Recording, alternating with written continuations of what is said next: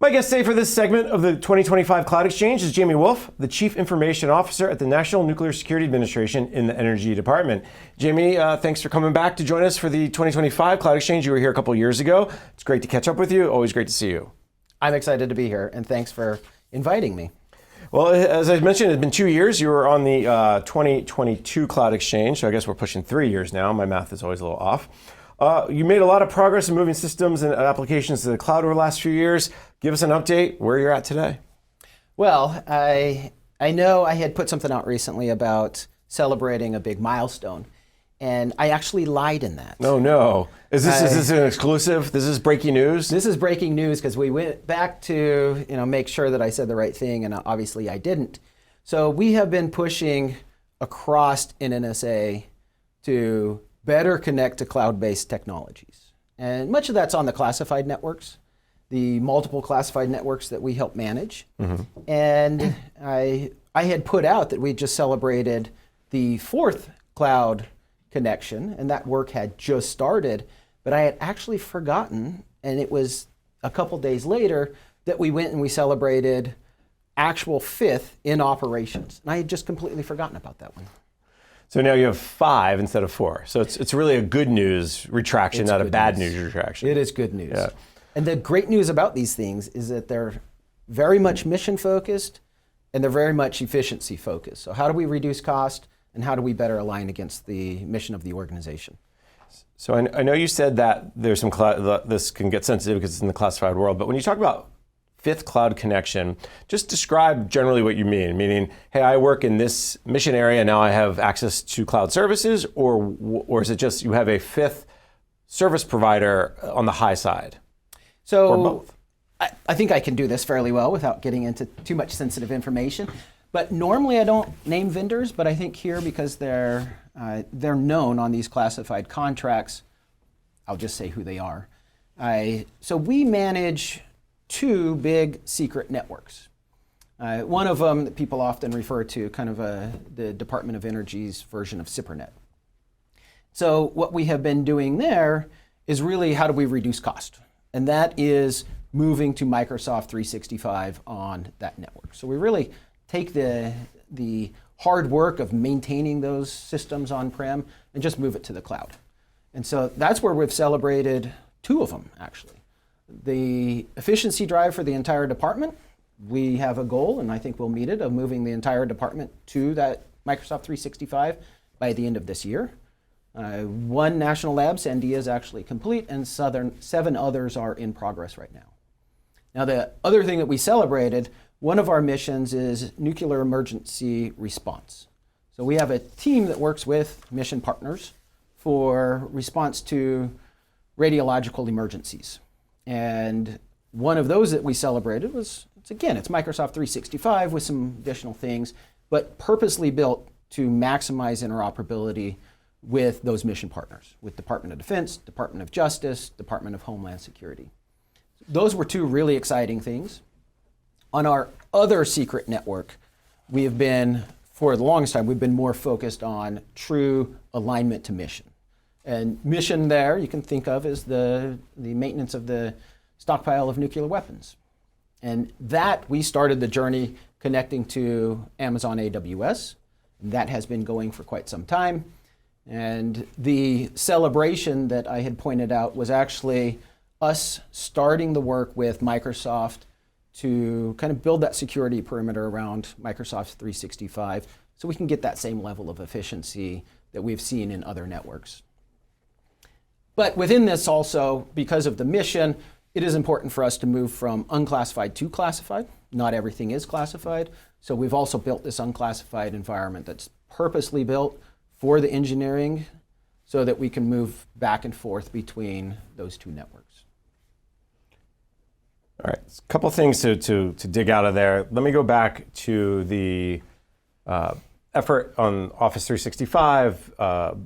You said you have 1 done at Sandia, 7 others underway, and you hope to get it done by the end of the year, so I always have to ask calendar year versus fiscal year? Calendar year. Calendar year. And then the other piece of this is you found Sandia, you call it a pilot, a proof of concept, whatever you're going to call it. How those lessons being transferred to the other? Is it a fairly, okay, here's 10 things we did for Sandia, we can do at least 9 of them for another lab, Oak Ridge or whatever, or is it those 10 can work at another 10, or how similar or different are each of those cloud instances to move from one lab to the other? That is the same thing. So we have a single tenant. I may get the words wrong because my language is a little bit dated, but a single tenant for the Department of Energy, and we are moving everybody into that single tenant. And for me, one of those key priorities was simplification so that we further reduce cost. The more we do everything the same and we reduce the number of people at each site that have to maintain separate systems, the more we save. Do you have any data you're able to share yet in terms of percentage? Hey, we can 10% less, 40% less. Do you know yet, or is it we early? We don't know yet, but one of the challenges we have across all federal IT is that we're understaffed for the mission. So if you free up part of somebody's time, they can put that time to higher value work. A lot of people tell me, well, cloud doesn't mean you'll necessarily save tons of money. You'll get better services, you get better cybersecurity, to your point of freeing up the workforce from watching blinking lights and making sure your data center works to actually doing something that's more mission-centric. Do you believe that there are definite reduced costs, or is it more cost avoidance? You can use the same, or is it a little bit of that, but mostly it's freeing up our people to do more high-value work? Not saying the network's not high value, but let's let the experts manage the network side. So I do think that there is cost savings, but we realize cost savings when we move to software as a service more than infrastructure as a service. And those cost savings are realized by, commercial company bearing more of that burden of maintaining the system. We also have to pay for that service, so it's a different model. Instead of paying a workforce to do all of that, now we're paying a company to maintain it on our behalf. And I want to talk more about SaaS. I'm sure we'll get that later in our conversation. Getting those move into the single tenant, is there some big challenges, or is it just time, resources, people, energy, all the usual things to say, hey, to modernize, we have all these pieces have to come together, or do the labs and the other parts of NNSA require, is there anything special or extra that you're like, okay, that will make things a little more difficult? It has been a little bit difficult for a couple of reasons. One was that the services available were not perfect. So there was some gaps in the services that Microsoft was offering. We've worked very closely with the team to resolve those gaps. And the thing that I really wanted to maintain throughout this whole early part of the project was that we were using cloud native solutions, that we weren't bringing in third-party tools or solutions to make it work, that we absolutely had to use the servicings offered directly by Microsoft. I didn't want this big long tail of technical requirements to maintain. So that was a big thing that kind of slowed us up. And then one of the things that we're still figuring out is how do multiple different parts of an organization administer a system. And we think we have that figured out, but as more different sites are involved, I think that will be proven out. And just so I understand, there's two things. The third-party tools piece, we talked back in December about some technical debt, and that's really what you're trying to avoid with those third-party tools. Not that they're bad, but if you buy a tool, that tool eventually needs to be updated, patched, whatever, and that causes debt. And that's really what it sounds to me like you're trying to avoid. We are. We want it to be as simple as possible. Oh, yeah. And then you talk about multiple parts of an organization administering a system. Is it because you as CIO oversees that Office 365, but the person at Sandia, your counterpart, also maybe will oversee part of their piece of 365? Then how do you both make sure you're on the same page? Is that what you mean by? Yes. So we have different help desks and different parts of the organization servicing their customers. And if you have 3 help desks, how do they work in the same system? Yeah. How are you solving that? We're working hard to solve that. So we do have implemented in that environment the ability to give privileges to a person based on what they need at the time that they need it. And imagine this is not a new thing, right? This has probably been solved in other parts of government and or other parts of the private sector. you're a little different because of the classified nature, probably, but it's probably there probably is not like, oh my God, we found a new problem that no one's ever solved before. Absolutely. Yeah, These I mean, problems have DoD been probably solved. does this. Yeah. Yeah. And the other side of it that let's talk about is this idea of the unclassified. From an unclassified position, how many systems applications are in the cloud? Where are you at with that journey? So for the most part, we pay Department of Energy to provide most of our unclassified services. There's very little that we do outside of those services that they offer. That's for the federal staff. And where we have done things a little bit different, they tend to be focused in on a specific mission area and usually in conjunction with one of the national labs. So very little there.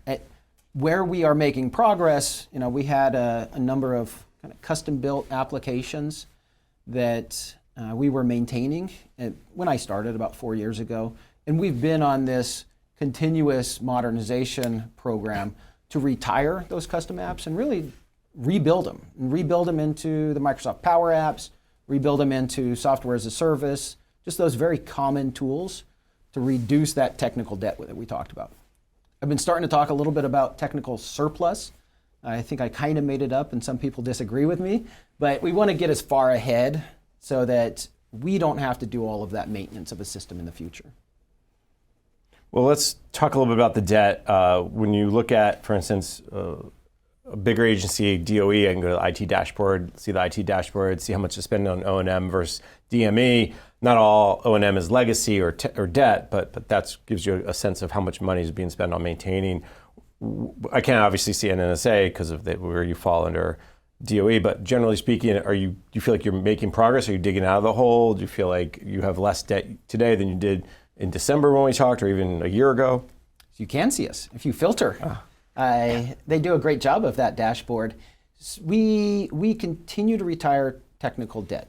And you talk about that ratio, it's pretty common across government, I think across all industries. It's about 80-20. Yeah. But don't think of it as that 80% is truly going to just maintaining. There's constant modernization in every system that exists. But we are making a lot of progress. And the progress that we've been making is both centered in the cybersecurity areas where we're working really hard, but then modernizing those systems so that we better meet the mission need and where we're able to really drive costs down. Trying to stretch the money, and we're trying to make things go faster. I think that's a really valuable point to remind folks that just because it's O&M, it's 80%, doesn't mean it's a static and nothing, well, this is, we installed this in 2020, that's where it's been in 5 years, when in fact is for many things, they're continually updated because that's what either software or hardware does. As you continue down this path of retiring technical debt, do you have specific goals that kind of, okay, if we move this to the cloud, okay, this custom built application, we modernize and move, do you have some priorities over the next 6, 8, 9 months to continue to reduce that number? We do have priorities. Many of our priorities right now, though, are moving into some of these enterprise-wide capabilities. And that's really because we're focusing in on improving the schedule. So really doing things faster across NNSA. We have an enormous workload right now. There are 7 active weapons programs. And to do that well, we've got to find ways to just make things faster, which is why we're doing these big enterprise cloud environments so that we can get everybody interoperating with a model at the same time. We don't want to be moving pieces of information, work back and forth between different sites. We want to be working together. And the best way to do that is to take advantage of enterprise services, and that's what the cloud is built for. You mentioned a lot of the enterprise services come from DOE. Those are the everyday ones. The Office 365 unclassified is probably a good example. Maybe help desk, whatever it is. What's the mission area enterprise services? Is it more like the data lakes and data warehouses? Is it more like specific applications that multiple labs use? Give me a sense of what those enterprise services look like. So you're talking about the things that we do? Yeah. Yeah, they're very mission focused. There is a line between what DOE does on our behalf and what we do. Tends to be aligned around national security systems. So very mission focused. And you can, I brought up a little bit about design. So the design of a thing may actually start happening on an unclassified level at one of our labs, move up to a classified as it gets put together with other systems. And that's what we're trying to enable. It's that design software that we offer as an enterprise to everybody to take advantage of and interoperate with. And that's the whole gamut. I mean, you bring up kind of a data lake concept. We are working in a number of instances on how do we enable many parts of the organization, not just NNSA, but other mission partners, to have access to common information. It's natural. I mean, it's really easy on unclassified networks. We're used to working that way, but that's just not how things work on secret networks in particular. And that's what we're really driving towards. What's the challenge with the, well, I guess the partners you talk about, you mentioned Justice Department, DHS, DOD is 3 partners or so. Is it the networks don't talk? I mean, DOD's classified network and NNSA's classified network don't talk, and therefore trading data becomes difficult? Or is it just, goes back to the old, it's never the technology, it's always the culture. Do you trust me? I trust you? Or is it, again, you probably tell me both. It's a combination of the two. Technically, if you go back a little bit and you remember in the first Trump administration, we were talking about moving everybody to cloud-based email and collaboration services. The next step of that was connecting all of them across the federal government. We've done that. You can chat, you can do Teams, all that kind of stuff between most parts of the federal government. On the secret network, we are in that journey right now. So there's actual technical work to combine and connect these different tenants, these different instances of cloud, so that we can move data from one to the next, that we can interoperate, that we can do a Teams call. That's the nirvana, right? We want to be able to sit anywhere in the world, push a button, and connect with the people that we work with and share information. I think we'll end up there, but it's really a journey that we're in. There's so much more I want to ask you about that, but I can always feel like there's probably not much more you can say at this point, because it's a fascinating project, because I remember the unclassified effort and the pilots and that OMB pushed, and there was a lot of excitement. Let's talk a little bit about those enterprise cloud implementations a little bit. You mentioned there's 5 now. Just from a implementation perspective, what are some of those lessons that you've kind of, oh, okay, that first one we did it this way, the second one we got a little better, third, fourth, fifth, you got a little better each time? I think we focused in at the lowest risk projects first. Microsoft 365 was a great example where we understand how that operates on the unclassified side. We wanted to understand how it operates on the classified side. So it's just really putting that learning that we've already gained, that we know, into that classified environment. And part of that's to understand the tool set. So as we mature and we go into more critical workloads, harder workloads, we wanted to take that learning step by step. The other piece, you bring up the culture. We also want to bring the culture forward into that so that they understand sharing is important. Information is truly a strategic asset, that part of the job is to work with others. And to do that well, we have to be able to share. So I'd say we still have a big challenge, though. We haven't fully figured out how to do all of the funding. So we have a big project going now, a FinOps project, where my intent as an enterprise service is to give people the ability to use these systems. We can only fund up to a certain level, but if you're coming in and you're building on top of that, which, that's what we want, you got to be able to pay for it. And we are talking across many different labs and sites. We're talking possibly other government agencies, commercial and academia, coming into this common place to work together. And I don't know how we're going to do that financially yet. FinOps is something that I'm seeing growing. Just saw recently the Defense Department in their new software modernization implementation plan talked about this idea of FinOps and kind of applying it to software. How are you guys applying it? Are you just in that early stages of the FinOps effort? And give me a sense of where are you today and what do you hope it will do eventually, besides tell you what costs are? We're really early. We're trying to figure out our way. The 2 ways that we're doing things right now when it comes to software, We may have an enterprise-wide agreement that helps drive down costs for the entire department. The other thing that we found a lot of success in is actually centralizing cost, having a single contract, then allocating licenses across NNSA. Drive down a lot of costs there. Really efficient way to do it, but you have to have a budget line to be able to be successful. Eventually, I want to get to the point, kind of like I mentioned, where if you come in to one of these enterprise environments and you want to spin up servers to do a job, you want to have storage with it, you want to have some kind of service from a cloud service provider, you can do that.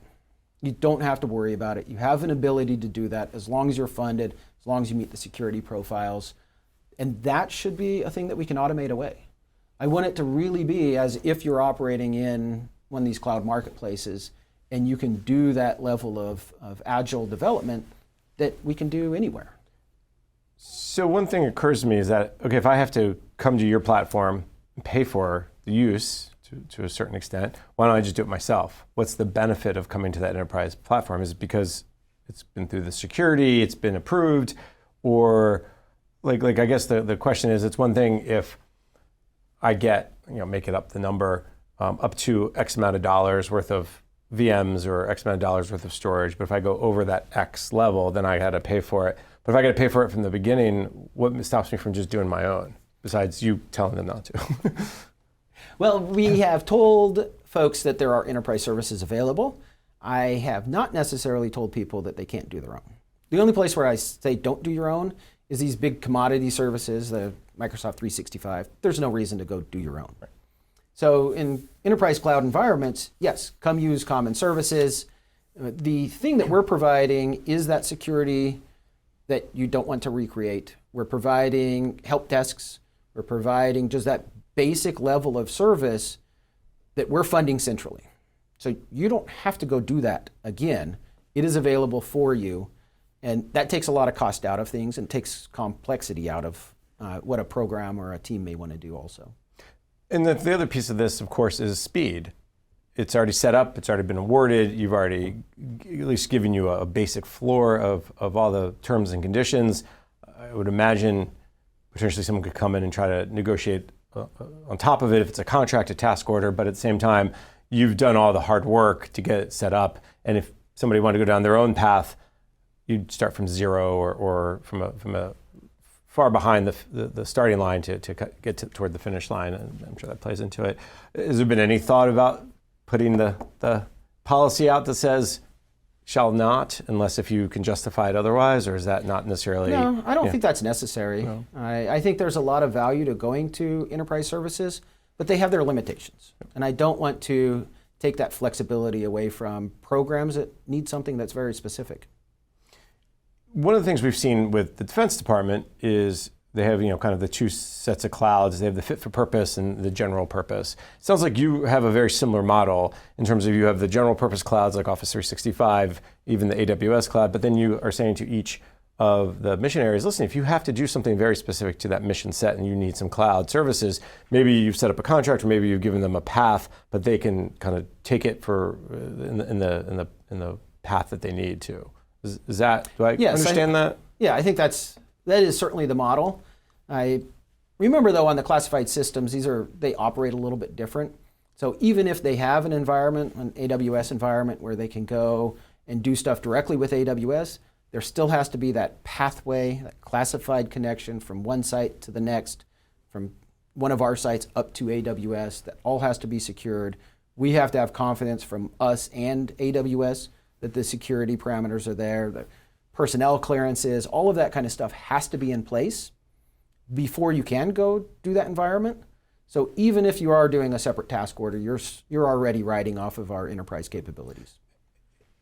Now we know the Intel community has their C2E contract. Are you guys, it's kind of occurred to me, are you guys part of that at all, or is that separate and you have your own set of kind of classified cloud contracts that you can buy off of? We will leverage any contract we can. If it's available, we'll try our best to use it. Yeah. It goes back to the administration. Why create your own if you don't have to? Right. You mentioned during that first part of the conversation is that you're going to see a lot more benefits as you move more software to the cloud, software as a service. So that's where I want to start. Where are you today in taking advantage of SaaS? How is SaaS playing a bigger role in your IT modernization journey? It's actually a key tenet. One of our goals within our IT plan is to move towards low code, no code, SaaS kind of offerings, and a move away from some of those custom apps that we discussed. And that's actually a move that's happening across all of NNSA, not just with the federal workforce. I care most about the commercial markets bringing innovation, modernization, and really the benefit of an entire market into how we operate. We have no business in building applications and maintaining it when there are professionals that are doing this for thousands of customers. So that to me is the true benefit. So retiring those things that just shouldn't be done by a small team and moving it to a team that really has the capability to maintain. So, we've had a few great successes recently where we've been doing that. A lot of case management. So we're still kind of a very manual organization. We move data back and forth, spreadsheets between different parts of the organization via email. And that's just not efficient. The number of forms that we fill out, PDF forms, so it's a piece of paper turned into a PDF and we fill it out. That doesn't make any sense. These are easy things to do with technology and easy SaaS solutions that already exist out there to just digitize it. Did these case management, as a good example, just grow up over time and you needed one, I needed one, the other people needed one, and we never kind of talked because that just wasn't the culture, that wasn't how things were done back then? Or was there other reasons why everyone was a snowflake, right? Like I needed my own because yours wasn't good enough for me. Like what drove this kind of disparate use of case management systems as an example? Really, we're just doing it now. And we do have a few different platforms, but we really are taking people from a piece of paper to a digital platform. That does create some of this complexity that you just talked about. People will want one thing over the next. I've always been under the kind of direction that we give people what they want, and then we put the burden on the IT team to manage it. So having a couple of case management tools, having SharePoint and Salesforce, we also use Appian. Having a couple of tools is not bad. If we have 20 tools, it's probably bad, but a couple of them to fit different use cases is perfectly acceptable. How do you drive that? Is there some sort of governance council? Because if everyone's throwing requirements over the transom to you, it's not going to be a coordinated effort. We do have a governance council. Much of this is very small. So the better way that we do this, we actually send out business analysts into parts of the organization. They work with them to redesign process, to find digital tools that fit with their business need. And then we bring them into those development cycles to start bending the tool into their needs, deploying their people and their capabilities within an existing environment. It's normal IT management. Yeah. This is what everybody does every day within our field. You make it sound like, it's so easy, but for years and years and years, we know agencies and really private sector organizations have struggled with this idea of, well, let's go to the business, figure out what their needs are, figure out what problems they're trying to solve, and then let's start solving them through both technology and process improvements. We always, I think we as a community make it sound like, just do it that way, but there's always more complication than it appears. Talk a little bit about the SaaS, where you're going with it. Do you have a goal of saying we'd like to get 30%, 80%, 100% everything in the cloud for software? Are there certain software titles or applications that will always have to remain on-prem?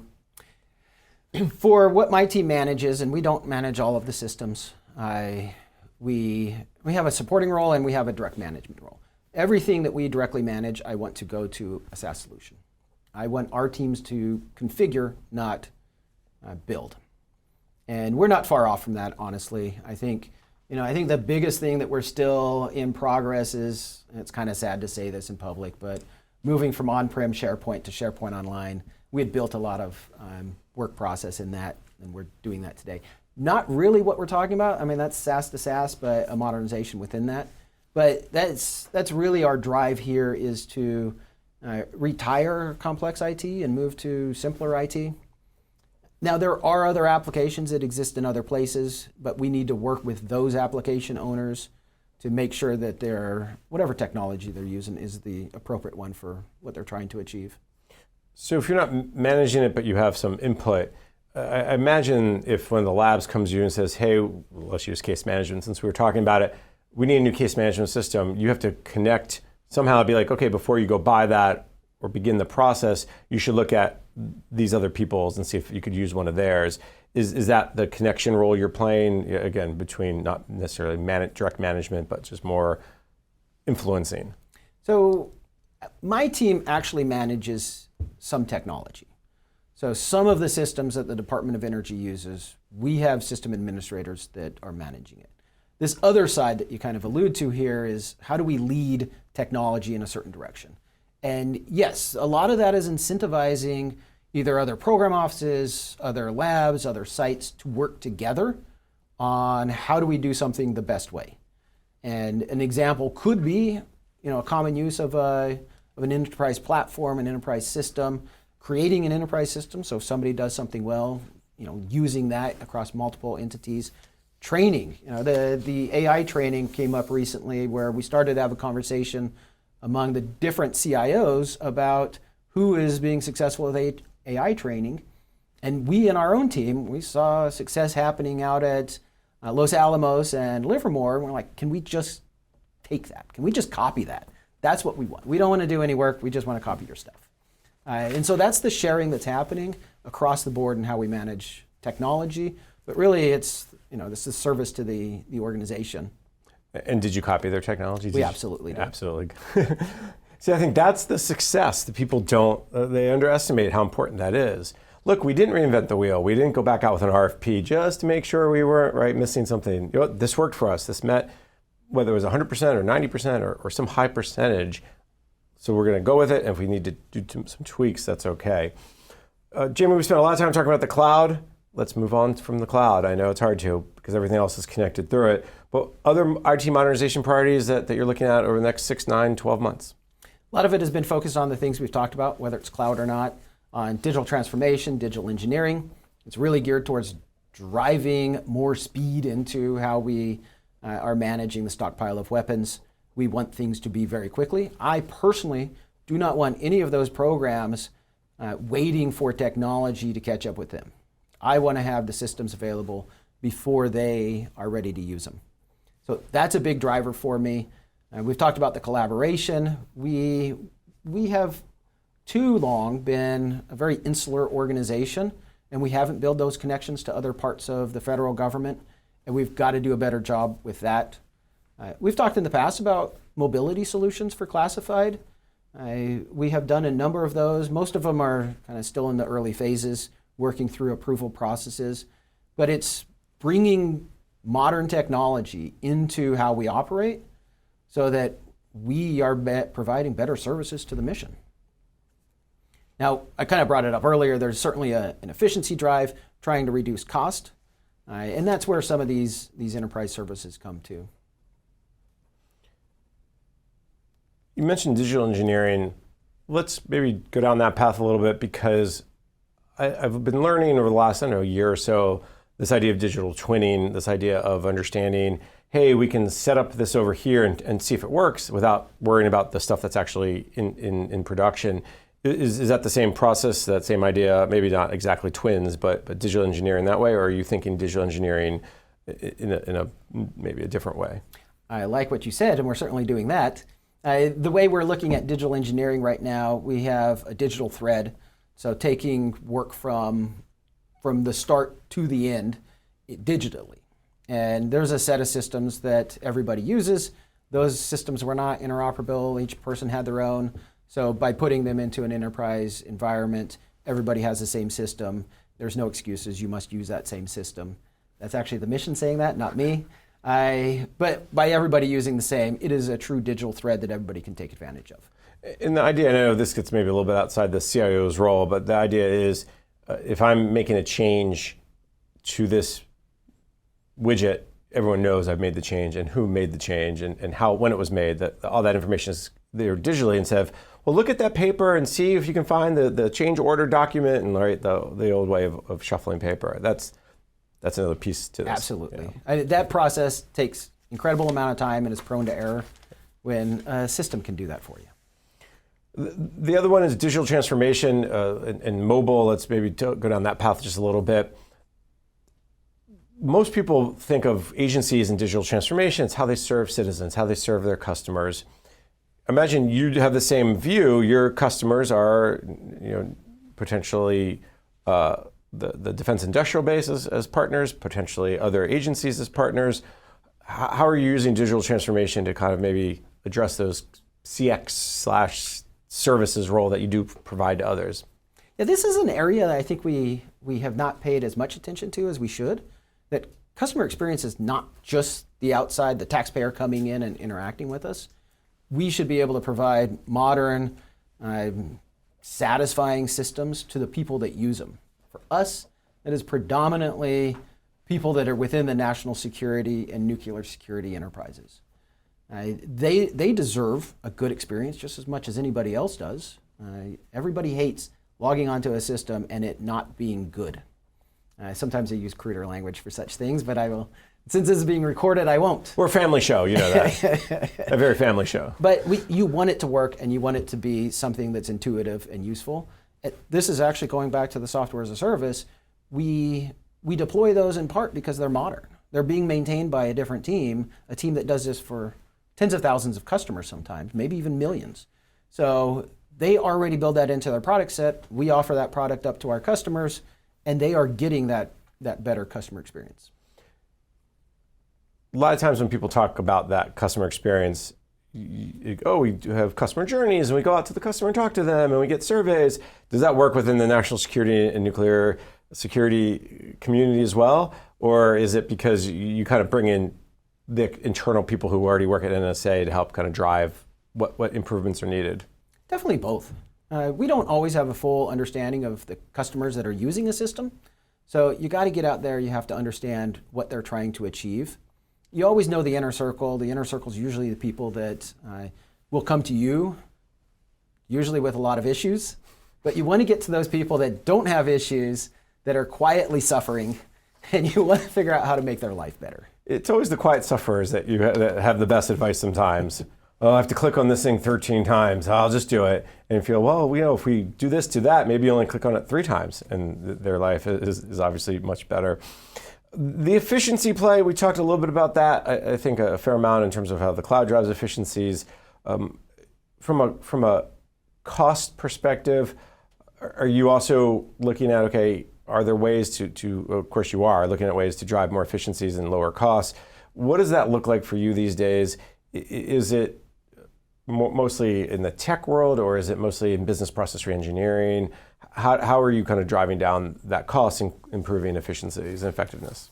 Much of the cost savings that we're finding is by better buying power in how we buy technology.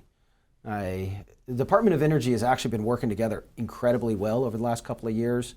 And NNSA, science, DOE, CIO, we've all been taking bits and pieces of how we operate and do it better. So enterprise-wide agreements we brought up. If somebody has put that in place, there is no reason why I'm not consuming off of it. I don't want to do more work than I have to. So let's do that. If the Department of Energy CIO has done something, I will simply use what they've done. Could be technology they're offering, could be a contract vehicle, and we're finding quite a bit of savings there. An example comes to mind as something you've used that was kind of put in place by science or DOE CIO? Well, let's go the opposite direction. Okay. The ones what that things you put together? Yeah, because I'd rather brag about myself. We're looking at kind of a summary of the efficiencies right now. One of the, I won't name them because I don't want my prices to go up. One of the tools that we implemented for cybersecurity, each different site was paying for their own, had their own contract, doing it all individually. We brought that into our enterprise cybersecurity tool portfolio. We saved approximately 65% per license, which at the scale that we're operating reduced costs by about $10 million. Now, we've done this with a number of cybersecurity tools. That doesn't mean that we are not spending all of that budget, but we're taking that budget and we're doing more with it, or we're applying it to just higher priority work. I love the example of the cyber portfolio tool. When we talked in December, that was a big issue for you as well when you talked about this idea of we have to reduce the number of tools we have. I think you mentioned something like 15 tools at the time that you wanted to start looking at and say, do we need all 15? Do we need fewer of them? Let's talk cybersecurity, zero trust architecture. We got to get down that buzzword. Where are you today in looking at your portfolio of tools and saying which are the right ones and which ones are the ones that maybe we don't need anymore? Well, if we start there with that portfolio of tools, we do have this large portfolio that we've consolidated over the last several years. Many of them go to those zero trust architecture requirements, endpoint detection and response, those kinds of security tools. We're still in the project, but deploying a common tool on unclassified and then another common tool on our classified networks so that we have this same tool everywhere. Those things are in play, but as we move from deploying these systems, we move into an optimization phase to make sure that we're balancing the available capabilities within the tools, that we're not overlapping, that we're driving the right cost. So that is a big portion of how we manage. But there's other opportunities where we can also invest in zero trust architectures. It's not just the tooling. I always think that it's the IT teams that we have to invest in. The cybersecurity teams just tell the IT teams what they did wrong. So we're funneling money into our sites to go address some of those IT challenges. It could be as simple as encryption, it could be improving the access and identity management, or it could be actually refactoring an application to take advantage of a more modern approach. Do you have a goal that you're able to tell me about? I see how I did that, I slid that in there. In terms of how many tools you'd like to have in that portfolio, is there a number, or is that really hard to kind of pinpoint a specific number because the threats change, the tools change, so on and so forth? No, there's not a number. We're on that in particular. We map against the NIST cybersecurity framework. We look at what's needed and what's not needed. And then we work across all of the CIOs and CISOs and NNSA to make some determination on what's the best mix. The reason why I ask that is because when you talk about the optimization phase, I'm interested to know what that looks like. Is it making sure that this tool's turned on not just 10% of its capabilities, but 90% of its capabilities, or what does optimization mean? We want to maximize the use of any tool that we have. And a lot of that will bring in, the vendor usually has support services associated with it to come in and tune the tools. So we'll get them to do that. But on the business side, I know there's probably some cybersecurity people paying attention, but cybersecurity folks like to buy tools. And so what we've done is bring that tool management and the optimization of the portfolio out of the cybersecurity folks. Our chief technology officer actually is overseeing that. And then before we add or subtract a tool from that portfolio, I require that we have a conversation with the CIOs so that we have an understanding of the labor burdens, the cost burdens, all of that kind of stuff before we go swapping out a big enterprise capability. I think in some ways that makes sense because the CISO and the security folks, they're so focused on the threats and the challenges and the opportunities, and you need someone who maybe can take a broader look. And obviously your CTO is probably a good person for that in the sense of, okay, what problem are we solving and how big of a problem is it? And do we already have tools that can solve that problem, or do we need a new one? So I think having those conversations is obviously, it makes a lot of sense. Can't let you go without talking about AI, of course, the hot topic of these days, and I hope you'll say the word agentic AI because that's the latest buzzword. Obviously moving to the cloud, getting cybersecurity in place, all this opens the door to be able to use AI, getting your data in place. What does AI look like today at NNSA? There's multiple threads that we do. Certainly generative AI is a piece, just making people more productive. We've been playing around with capybara pictures on how do we work that into things. It's really hot right now with the kids. So that's a lot of fun. That helps productivity. Those are things that at the departmental level and then at the labs, plants, and sites that they're deploying those tools and capabilities right now. I can actually go use those in the Department of Energy, and I'm really thankful that they're deploying those. The more mission-focused AI is, I think it's still emerging, but that's where there's a lot of opportunity for us. Security systems, cybersecurity systems, business functions where you're using, it could be agents, it could be as simple as RPA, if we bring an old term back, but is really using the system to do the work that a human could have done, but doesn't need to do. And there's a lot of growing capability in commercial tools that we can take advantage of. Now, I don't want to pass over what we actually do from a science and technology perspective at our national labs. Incredible talent there. This work is happening every single day and has been for many years. They use these tools. They use learning algorithms and AI to do the work of the organization. When you are starting to look at AI tools and even Gen AI, from a CIO's perspective, are you setting up pilots and sandboxes and testing ways to test these out? What are you doing to kind of encourage the workforce to be comfortable with it, encourage the folks to say, hey, let me see what happens if I use this? I know one big thing, and I'm not sure if this applies to NNSA, is taking AI and applying it to old code, whether it's COBOL or others, and then modernizing that code much more quickly. How are you kind of promoting the use of AI from a CIO's realm? So my job's primarily with the classified systems. The unclassified, DOE CIO has this. Our labs, plans, and sites also do it, and they're doing a great job. What I've asked is that there's a governance process where a CIO is part of, not necessarily in charge, but just part of that governance. On the classified side, we have some real challenges. One is just bandwidth. So our encryption devices don't necessarily make it easy to move large data sets and to use some of these tools. The introduction of new tools and models and capabilities.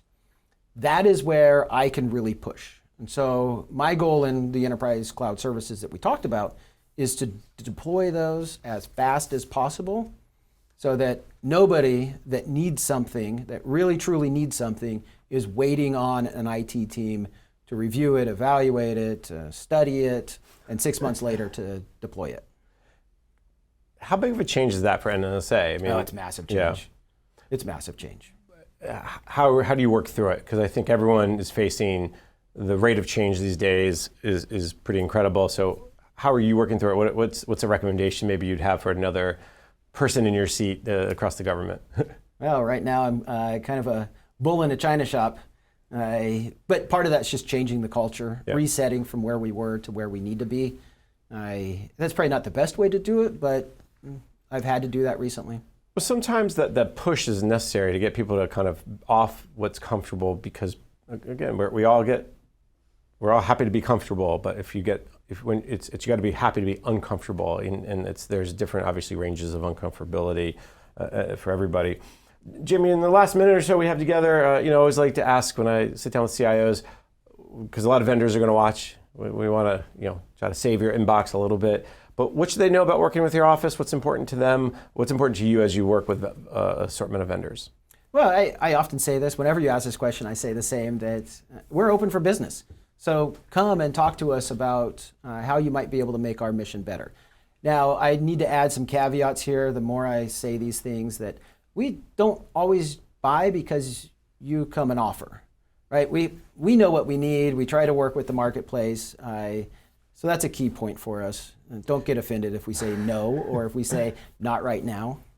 And is there, a lot of CIOs will say, well, do your homework. Do you guys have your IT plan out there? Is there a strategic plan that they can find? It is very hard to do your homework with us. We don't publish a whole lot about how we operate. So, meetings with Jamie Wolff, right? Most certainly, but I usually point people back to our program managers. So we have a cadre of people that do this for a living. Yeah. Those are the ones making the decision. I don't believe yet in this job I've sat there and said, we will buy this. Yeah. And I think that's the key piece there is finding those program folks and talking to them and understanding what their challenges are. Jamie, I very much enjoyed our conversation. I always do, and I appreciate so much that you came back for a second round of the Cloud Exchange. So let me thank my guest. Jamie Wolff is the Chief Information Officer at the National Nuclear Security Administration in the Energy Department. Jamie, always a pleasure. Thank you. Thank you. I'm Jason Miller, and you're watching Federal News Network. Now let me send you back to the studio for more on the Cloud Exchange.